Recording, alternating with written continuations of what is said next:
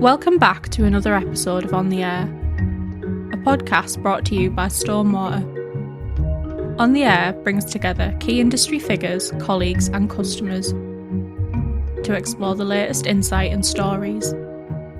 Our host, Paula Palmer, will be joined each episode by a guest co-host, as well as other special guests, bringing their expertise and experience to our conversations about what matters most in social housing. Hello and welcome to Stonewater's On the Air podcast. I'm your host Paula, and in this episode we're focusing on how the sector can ensure local people are able to remain in rural communities. Rural areas are often seen as desirable places to live, but for many people who grew up there, work there or want to stay close to family, finding an affordable home is becoming increasingly difficult. At the same time, housing providers face real challenges in delivering new affordable homes in rural areas, from planning constraints and limited land availability to local opposition, infrastructure pressures and rising costs. So what is really happening in rural housing markets? Why does it matter for communities, and what solutions are beginning to make a difference? To help answer those questions, I'm joined today by Patrick Merton-Jones, External Affairs Manager at the National Housing Federation, Marie Riordan, South and Central Area Director of Developmentat Stonewater, and Max Banfield, Rural Housing Enabler Programme Manager at ACRE, which is short for Action with Communities in Rural England. So thank you very much for joining us all.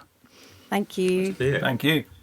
Okay, so before we get into the discussion, it would be great to hear a little bit more about our guests. So Patrick, could you start by telling us about your role and the work you do at the National Housing Federation? Yeah, of course. Thanks, Paula. And hi, everyone who's listening. So as Paula mentioned, I'm an External Affairs Manager at the National Housing Federation. So that involves a number of things. I work particularly closely with our members across Yorkshire and Humber, and that's housing associations in that area. Specifically for this session, though, I lead on our national work on rural housing. So anything from reflecting our members' concerns around kind of delivering affordable housing in rural areas, or any other issues impacting affordable housing in rural locations, relaying those concerns to our wider policy team, who then do a lot of really great work in terms of helping to lobby government and influence the direction of travel in terms of policy. So I hear a lot from our members across the country about the challenges that they face in rural areas. They vary. There's some common threads, but also no location is the same. So there's a lot of interesting insight, and I think there are different housing crises in different areas. Okay, that's interesting to know. Perhaps we'll get to hear a bit more about that in a minute. Okay, so Marie, let's bring you in next. Tell us a bit more about your role at Stonewater and your involvement in rural housing delivery.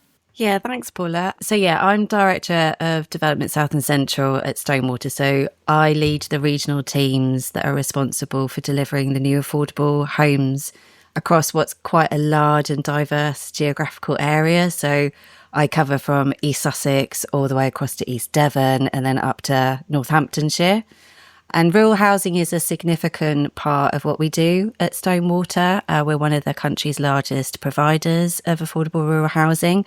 And we've been delivering new affordable homes in villages and market towns for many years now. So my role involves working closely with local authorities, communities, landowners, contractors, development partners and my teams in order to bring forward schemes that meet an identified local need. What I enjoy most about rural housing is that the impact is often very visible. With those schemes, a relatively small development can make a real difference in helping local people, local families, young people, workers remain part of the communities that they care about. And so, kind of as Patrick said, rural delivery is about making sure development is specific to those areas. No one place is the same, and is also rooted in place as well, which I think is really important.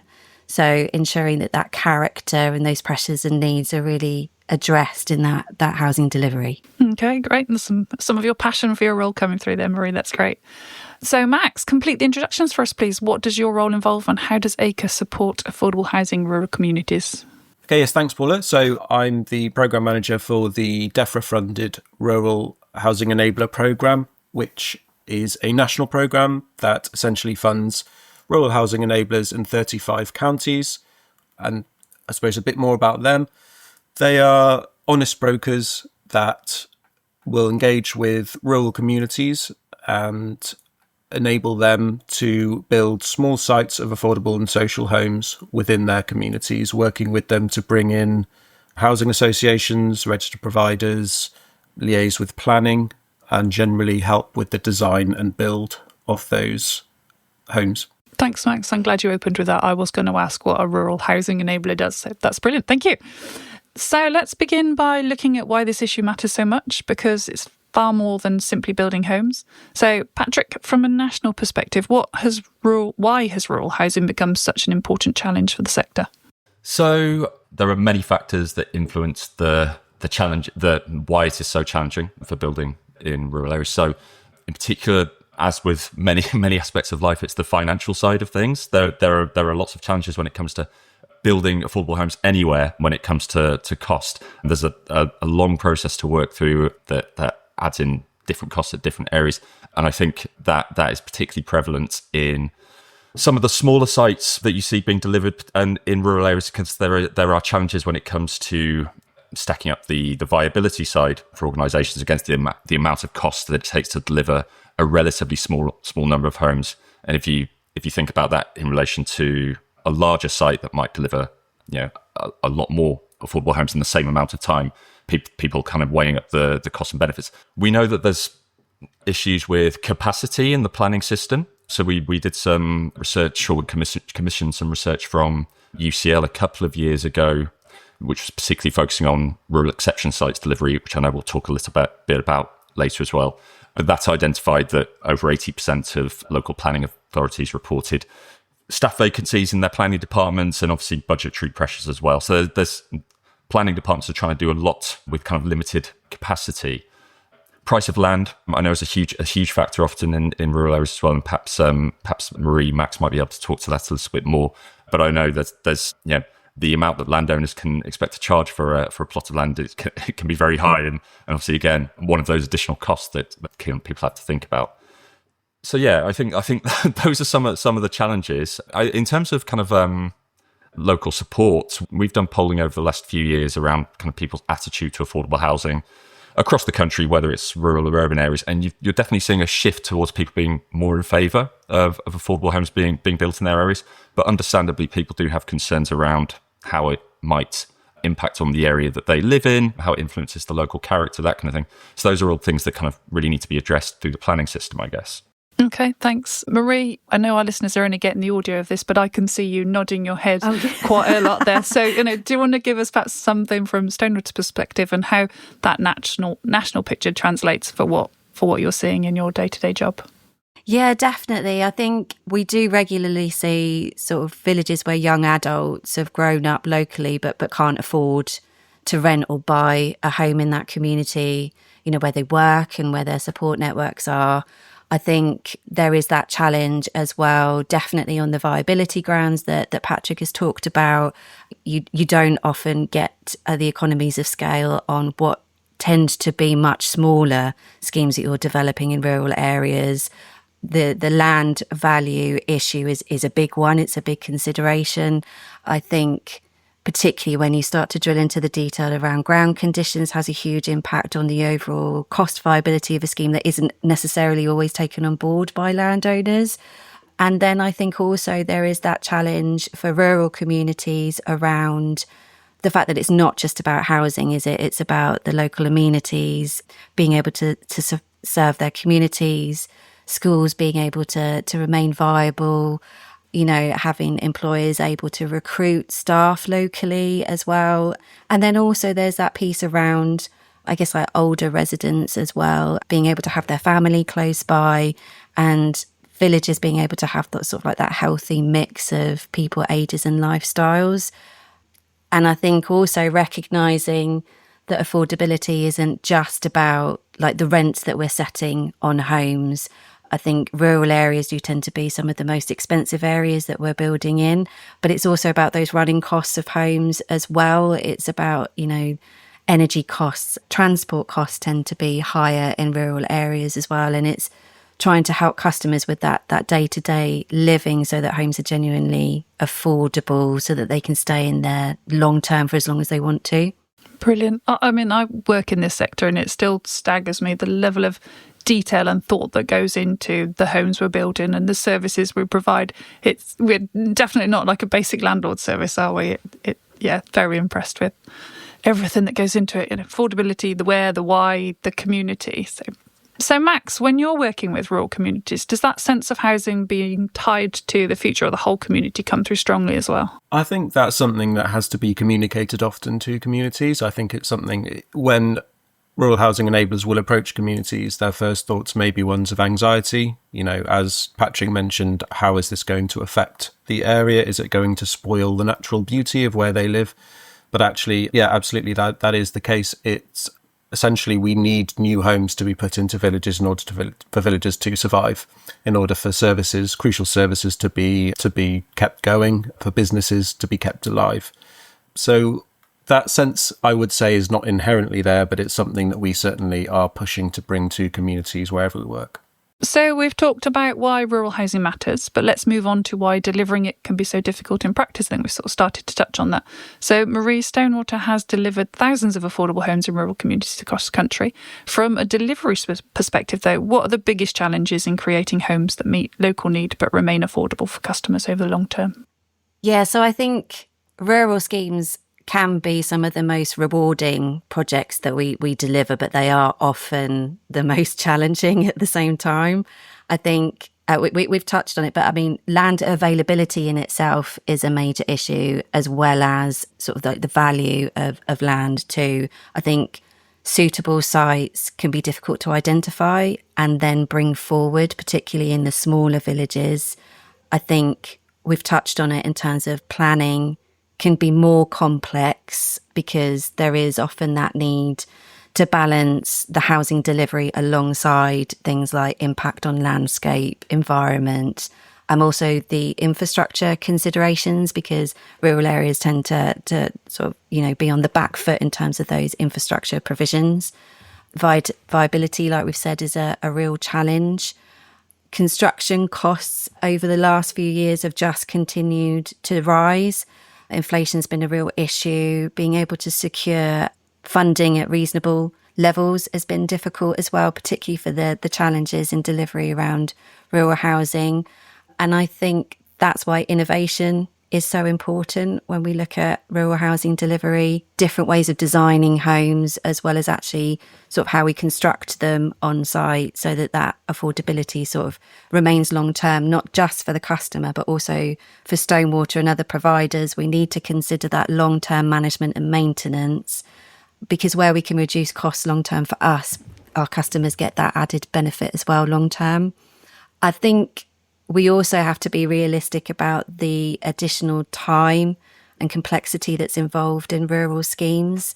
As sort of Max was saying, that engagement with the local community, you kind of need that engagement much more early on, and it tends to take a bit more time, more patient partnership working, I guess you could say, and a bit more creativity around land use, design, and then the procurement over all of that scheme delivery. Okay. Marie, can I just interrupt there? Do you think that's why we see a lot more of the sort of the greener kind of effects going on around developments these days? The walks, the public art. Is that part of that, or is it just? I think it is. I think also it's a natural evolution, particularly from Stonewater's point of view. That kind of sense of place, that kind of legacy piece as well. We're not just about building the homes. We're having an impact on the community and the environment that we're building in. And I think particularly for rural communities where there is that real concern about impact on that local environment, doing things like providing additional green spaces, play spaces, connectivity between new developments and existing housing can really help sort of demonstrate the benefits of what we're doing in terms of building those new homes sort of long term for the communities. Yeah, it's sorry, just to jump in, is the principles of kind of good placemaking, right? They apply whether it's kind of a large urban regeneration project or a small scheme in a rural area. It's how it suits all residents, developing those mixed tenure kind of communities that are so important to the longer term sustainability of any settlement, really. So it's great to see that kind of filter through into rural areas as well. because that can only help to increase the support for delivery of more affordable housing in those areas. I was just going to sort of like touch on like one of our schemes that we recently celebrated, like an opening event at South Petherton, was a really good example of how we kind of balance the two in terms of environmental design of construction. So those homes were built to passive house standards, but we also put a lot of investment into sort of the communal spaces and the landscaping to create that sort of attractive environment that's not just for our customers moving in and giving them that ability to sort of like put down their roots in those homes, but also it's that benefit to the existing community as well. And it's about sort of long-term sustainable communities, both in terms of what we're doing, but who's already there kind of thing. And a lot of that comes down to that strong partnership working, I think. Okay, thanks both. So Max, Marie mentioned viability and the complexity of smaller rural schemes. From your side, how much of the challenge is financial and practical rather than simply about whether people support the principle of affordable housing?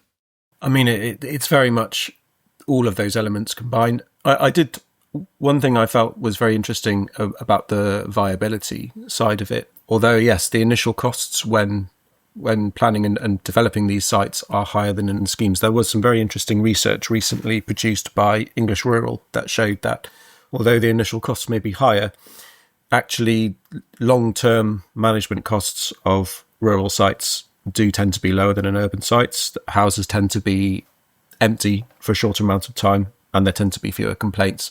However, yeah, it's expensive. It also, as Maria mentioned, it takes a very long time. It's not uncommon for rural housing enablers to maybe take the first year or so just engaging with parish councils, trying to dispel those myths about what affordable homes is going to mean to their community. It's, yeah, as we've talked about planning as well, there are lots of idiosyncratic parts of the process. For instance, the use of rural exception sites that some planning authorities will have a lot of expertise in, but we do know that in others that's not quite as available. So when you add all of these elements in together, it does make it an extremely challenging area of work. Yeah, gosh. And you said there it sometimes takes a year to sort of engage with those local bodies. That's not great for getting homes up and going for the people who need them, is it? Absolutely, yes.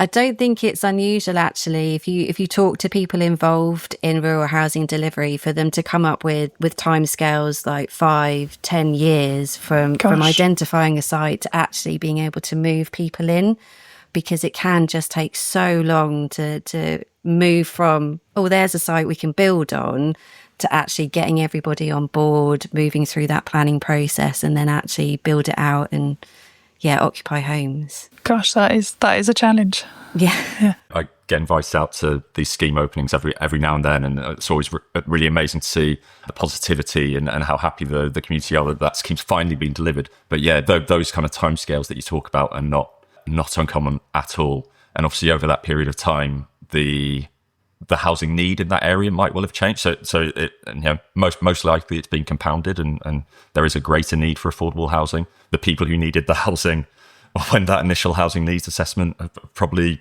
moved on by that point. So it's the timescales involved really do present huge challenges for kind of addressing that immediate need. Heck, that's really interesting there. So like the houses we're building aren't addressing immediate need, are they? They're almost addressing need down the line. Yeah, well, they're still needed. Yes, so they definitely need to be built. But obviously, the people who were being surveyed at that time, their circumstances may well have changed in that time. So yeah, and it could be something as simple as they originally needed a 1-bed, now they need a 2-bed, or it could have been a 2-bed, now they need a 3-bed.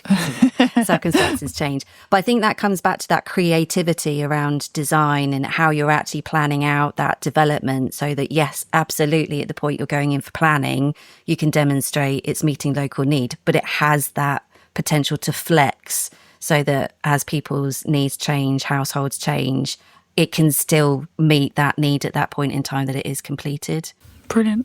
Okay, so one theme that's already come through in the discussion is community support, or sometimes the lack of it. So let's unpack that a bit further, please, Max. And I'm going to come to you. Why do rural housing developments sort of sometimes face resistance, and how can communities be engaged in a more constructive way? There are a lot of misconceptions that I've heard out there. I think there are beliefs in some areas that social housing is going to mean people moving in that are going to be disruptive to those communities.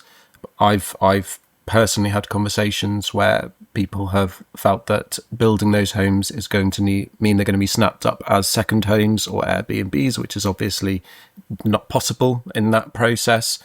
So I think what really needs to happen is just more spreading of information about what these homes mean, how they work, how the housing register feeds into those.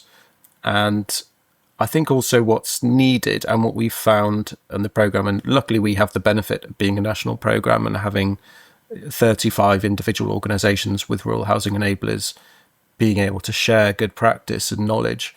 The key thing that we found is that early engagement between all partners is really, really critical. So getting everybody involved, from speaking to communities, from speaking to registered providers to planners at the early stage, seeing what's possible, laying those foundations, making sure we have partnership from everybody involved, and then getting that information out to communities to help reassure them that it's not something they need to worry about.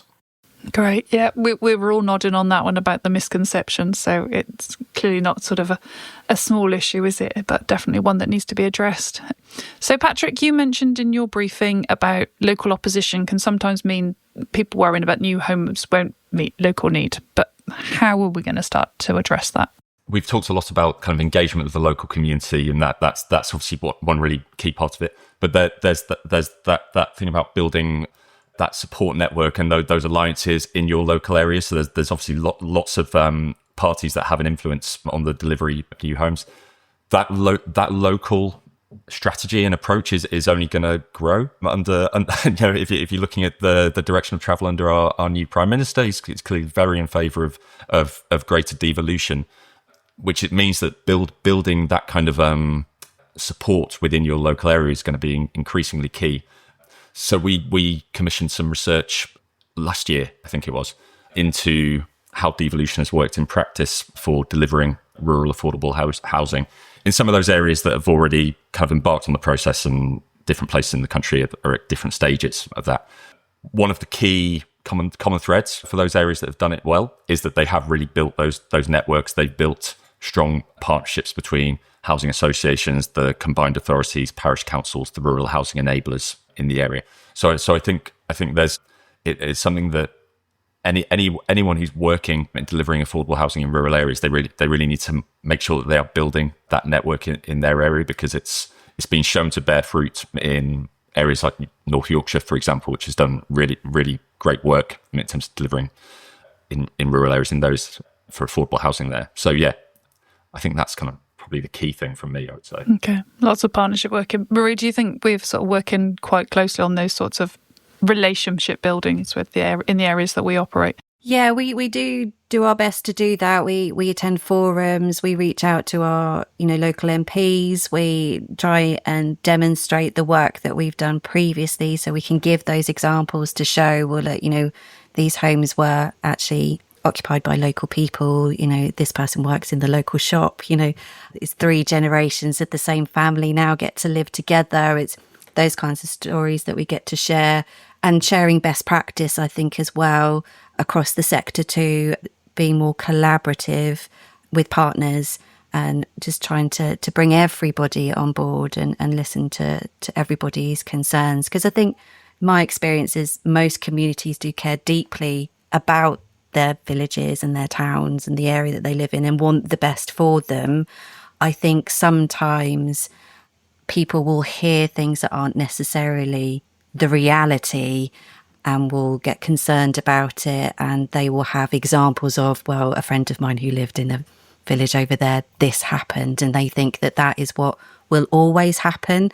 And I think for RPs like Stonewater, it is on us to be able to demonstrate, well, we're here long term, we're the landlord, we manage the estates, we work with our customers, and be able to share those stories really with people. Yeah, it's the unfortunate sort of stigma of housing associations, isn't it? That everybody thinks that if you get a housing association home in your village, then it's on the down and out. But it's very much the opposite, isn't it? So far, we've mainly focused on delivery, but ultimately this affects real people and real communities. So let's talk about the impact if we don't do anything about it. Patrick, what happens to rural communities when local people and young families or key workers can no longer afford to live there? Well, they definitely change because the nature of the settlement changes as people move out from the area. So we've talked about Marie. You just talked about the people of multiple generations having lived in an area. If they can no longer afford to live there, then that kind of local connection is lost, and you might end up with a lot of people living there who maybe don't have that connection to the area, or the issue with second homes in particular is a big challenge in that. Obviously, if you have, which tends to be older people with kind of whose children have grown up or they don't have young children, you don't then have those children who need to go to the school in the local area. So that can lead to loss of kind of key institutions that any community relies on. So I think we did a bit of a review of kind of other services that in rural areas and the impact on that we've seen in those areas over the last few years. I think between 2018, I've just got some stats here. So between 2018 and 2023, 45 local authority maintained schools in rural areas closed. The number of post offices decreased over the same period. A lot less play parks as well, and then fewer pubs, bars in rural areas. Again, going back to the fact that you don't have, the people who work in those places will need homes that are affordable to them to be able to live and work close to their employer. And if you don't have the workers, if you don't have the students, don't have whoever to staff these institutions, then they don't exist anymore, which then makes those areas less appealing for people to live in, and you kind of you might lose that aspect of people wanting to move to a rural location because they don't have that kind of that community that you would expect. So yeah. Mm-hmm. Max, what are your thoughts? Do you see the same pressures when looking at rural housing across communities? Yeah, I think so. And I would add to that we know that in rural areas there is an ageing population, and I was interested to learn recently that around 40% of homes in England have 2 or more empty bedrooms. So one of the issues we're seeing in rural areas particularly are older people living in large houses that frankly they don't need the space, and it can be quite difficult for them to keep those houses maintained. And there's not an option for smaller houses, bungalows for them to move into within their areas. And also having the lack of affordable housing for younger people also means that those older people won't have family members that are able to actually live close to them and look after them. It also means that in the same token, younger people with families may not be able to have childcare from family as well, which can be enormously helpful in terms of their situation. So yeah, that's what I would add, but I would agree with everything that Patrick said also. Yeah, I live in Herefordshire, and I definitely see many of the impacts that you've both talked about. Some of our rural villages are beautiful, but they're now full of people with second homes or elderly couples that have lovely large houses. And family members just can't afford to move in or live around them. So, and definitely our post offices are closing rapidly.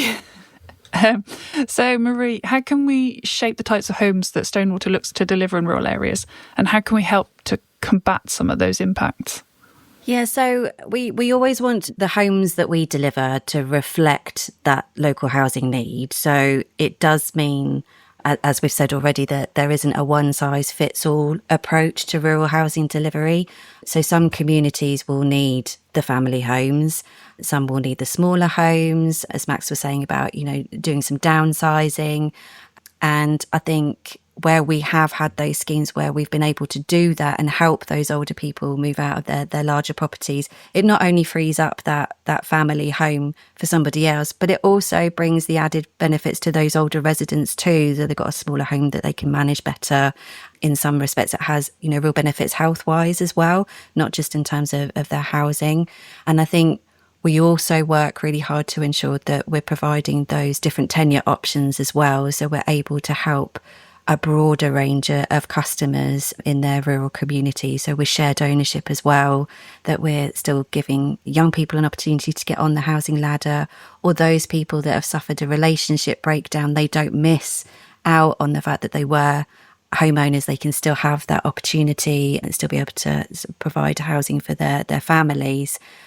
And again, going back to that affordability point, it's not just about the affordability at the move-in stage. It's the long-term affordability around energy efficient design and technology, being able to manage those household bills more effectively so that people can stay in their homes longer term. And it's sort of trying to help create homes that support thriving communities for generations. And I do also think around the partnership angle as well, where we're working with the local SME contractors and their local supply chain. There is that added value that they bring, that they're potentially utilising local labour. What we're investing in that scheme through them is also being spent in the local community. There's potential for upskilling people, apprenticeships, things like that. So there's a broader benefit to sort of targeting those rural developments. And like I said, making sure it fits that specific area for that specific community. Brilliant. Thanks, Marie. So we've covered the challenges in detail, and there are many, and we've started to look at how we might help. But there are success stories too. So let's talk about some of the approaches that are making a real difference. Max, can you start here? What practical solutions are proven successful in rural housing delivery? Well, the main thing I've already mentioned, which is that early engagement and bringing together partners. That might be in terms of working groups, forums, as has been mentioned. But one thing that we're also looking at, particularly on the programme at the moment, is the use of digital innovation into the process. So, for instance, previously, sites for homes may have been identified simply by an RHE going to a village and looking around and trying to find plots of land that look acceptable and asking questions. Now we're introducing digital platforms that can be used remotely to see exactly what land is available, who it belongs to, whether planning permission has been applied for in the past. And the same with identifying need. As Patrick mentioned, it's a really difficult challenge because traditionally that's been identified through, housing needs surveys, which can take maybe a year to conduct and analyse. And, we're talking about developments that can last 10, 12, 13 years from start to finish. So actually, as we've mentioned, the need you're identifying is not necessarily going to be the same need that's there when those homes start to be built. So we're also looking at alternatives to assessing housing need, including using secondary data that's available to the public, and essentially bringing together sites where there is much more information and planning done at the very initial stages when those are brought to housing associations and to planners, and taking advantage of those digital options to make the whole process shorter, which also, eliminates risk in terms of the cost of materials and things going wrong. And we are finding that to be successful so far. Great. Thanks, Max. That sounds really interesting. So, Marie, can you tell us some more about Stonewater's work and development, what you see as the most promising practical solutions? Yeah, so I think one of the most encouraging areas is around the increased focus on innovation, sort of as I mentioned earlier, and around looking at how design, technology and construction methods can help both increase efficiencies in delivery, speed up delivery, but also reduce those overall living costs. We've got a scheme in Merriott where we're working with a local SME contractor in Travis Perkins on the Whole House platform. And so this is quite an innovative approach in the sense that we're looking at how modern methods of construction can help provide the high quality homes, but in a slightly different way. So Whole House combines sort of traditional building techniques, but with a digitally enabled offsite manufacturing process. So it's kind of combining the two, which helps to reduce things like construction waste, improves build quality, which is obviously really important to us as a landlord, long-term property maintainer, but it accelerates the delivery of the homes, gives us greater cost certainty, but there's some real positive benefits to our customers as well. And I think with whole house, and particularly the homes at Merriott, we're forecasting sort of reductions in the customers' energy bills by around 79%, which is huge when you consider all of the costs that our customers will be facing, particularly in the rural areas, as I said earlier, about, transport costs, things like that. So looking at different ways of delivering, I think, is really important. It's quite a positive thing that I think the sector, as well as Stonewater, are starting to focus more attention on. And I think there is that real opportunity to create those homes that are affordable for people to first access, but then stay there longer term. And hopefully, be a home for them throughout the majority of their sort of like journey, if you like. And I think in rural areas, that long-term view is really important, because if we can combine that good design, lower carbon construction, reduced energy demand alongside those local partnerships, I think we can make those schemes work harder for our customers and the communities and also the environment long term. Yeah, thanks. Both you and Max sort of talked there about innovation helping to save time, which given your 10-year from concept to delivery sounds very impressive.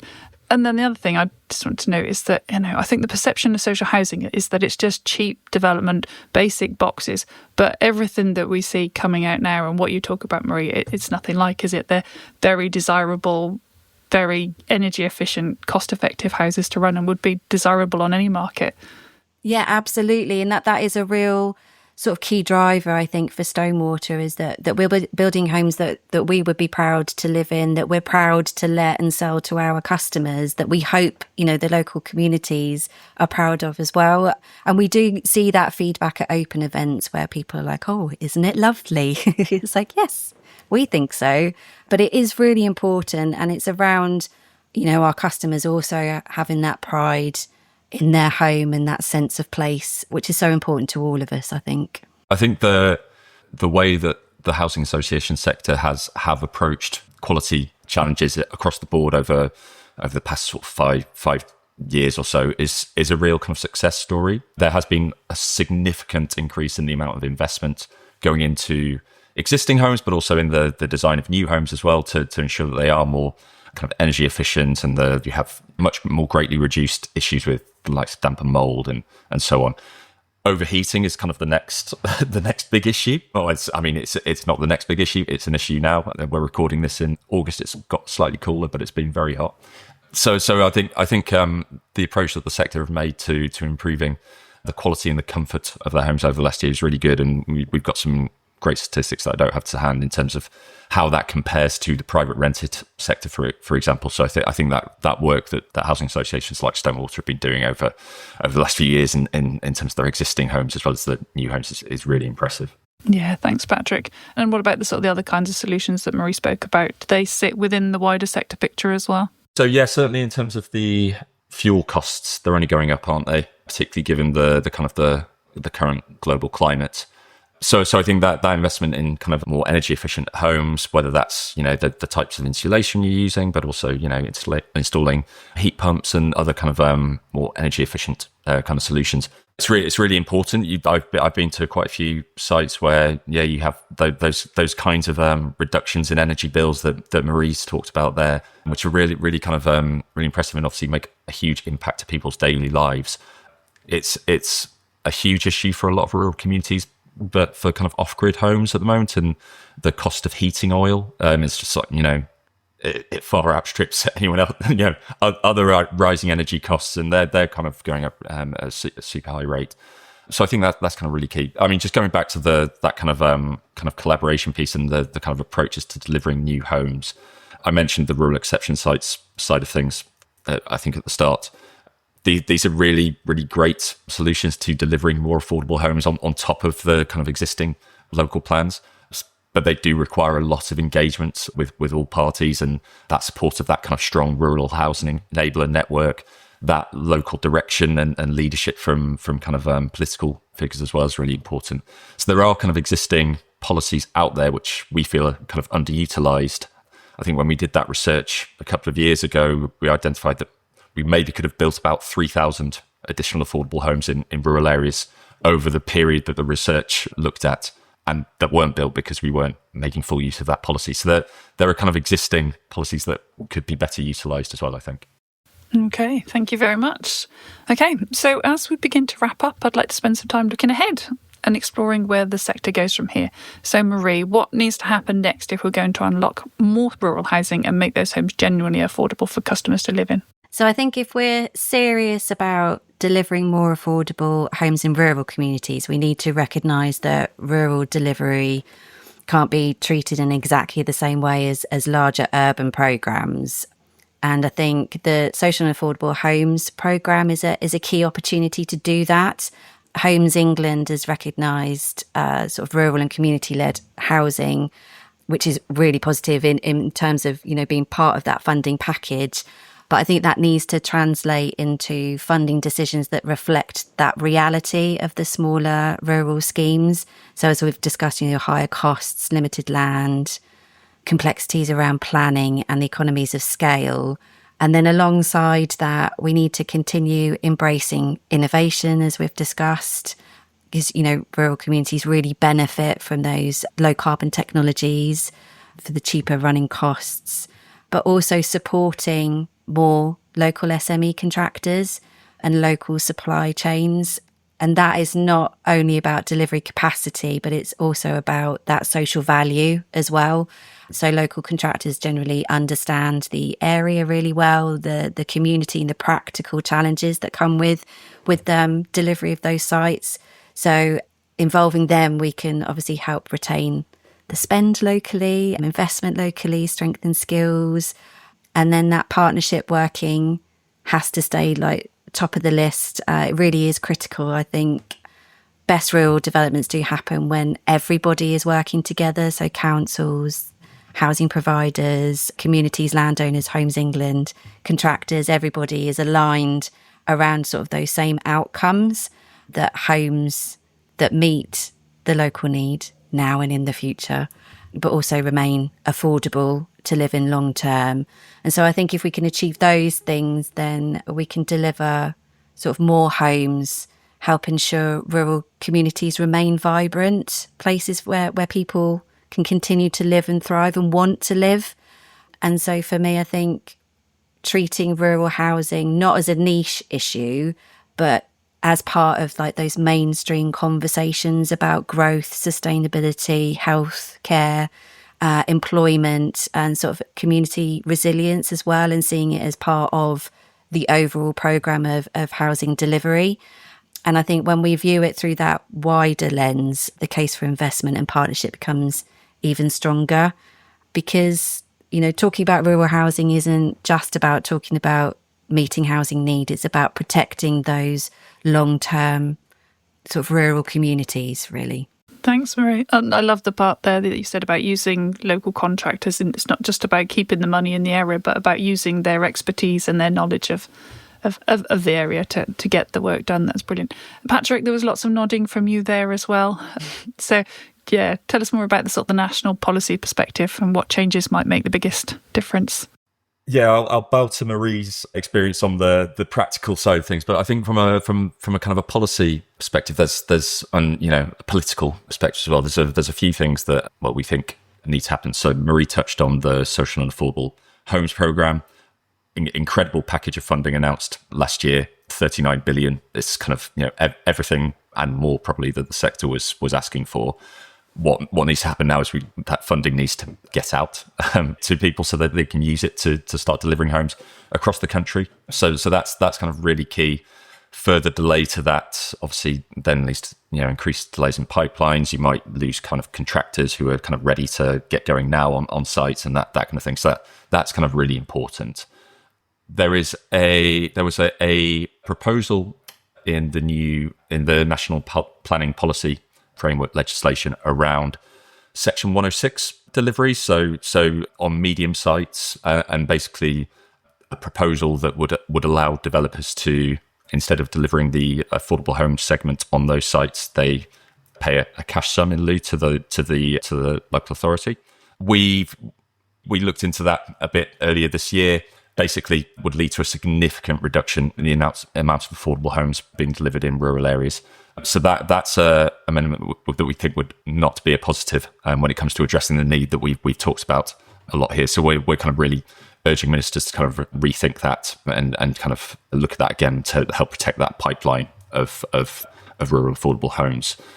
And then finally, I touched on the devolution side of things as well. So there's recommendations in there for both national government but also the local government in devolved areas. So we need better guidance, I think, for local areas around how they consider rural areas in terms of their affordable housing plans and their housing strategies, because that's really key. You can definitely see a situation where you lead to a bit of a political deficit for rural areas where you're delivering the homes that the urban settlements might need, but rural areas are kind of not getting that same attention. So that really needs to be considered, and I think that there needs to be clear guidance to local areas for how they do that coming from national government. But then obviously the local leaders, mayors, need to set that direction of travel as well and make sure that they are really, really thinking about the whole region rather than those kind of pockets where, as we've discussed, the scale of delivery might make building easier, but it doesn't necessarily address the need for the wider community. Okay, thank you, Patrick. Max, thinking more practically, what role should rural housing enablers and local partnerships play in the future? Well, I think my answer is going to be shamelessly self-promotional, really. I think it's... And why not? I think yes, absolutely. I think it's about getting the word out that we have this network there. We have these rural housing enablers that cover something like 97% of the country. They are really kind of talented, passionate individuals with tons of expertise that are experienced in bringing, all of these stakeholders together to make these sites happen. We have over 400 sites currently being worked on by the RHEs across the country. So I think it's about just making as many people in the sector aware that these individuals are here. They are here to help. You can go onto ACRE's website. You can view a map, click any county and get an email address for the RHE in that area and speak with them directly. So I feel like I think this is evidenced by the conversation on this podcast, I feel like we have the people in the sector that are passionate and know what needs to be done. We just need to work together more and get the word out there and raise that awareness of what we can do. Agreed. There's definitely a lot of passionate people in our sector. Go on, Patrick, sorry. Yeah, we would fully endorse the role of rural housing enablers in delivering these schemes. And I think that kind of long-term funding and support from government for rural housing enabler network really key. Every time I meet RHE at any kind of event or anything, I'm blown away by the level of expertise, but also the amount of work that they put in to delivering a scheme. So yeah, fully supportive of that approach. Yeah, agreed. Oh, well done, Max. Ringing endorsements from both of our colleagues on That's what we like to hear. Lovely. So today's episode has shown that rural housing is about more than bricks. There's no single solution to the housing challenge. We can definitely see that. It's about whether local people continue to live in the communities they grew up in, whether businesses can recruit the workers they need, and whether villages remain balanced, sustainable and economically viable. It's also about housing associations, local authorities, communities and organisations such as ACRE and how they work together to make it all happen. So thank you to Patrick, to Marie and Max for joining me, and thank you for listening to On the Air. We hope you enjoyed listening to the latest episode of On the Air. We'll be publishing a new episode again soon. To stay up to date, subscribe to our channel. Thanks again for listening, and don't forget to share your thoughts with us on LinkedIn by typing #SW on the air.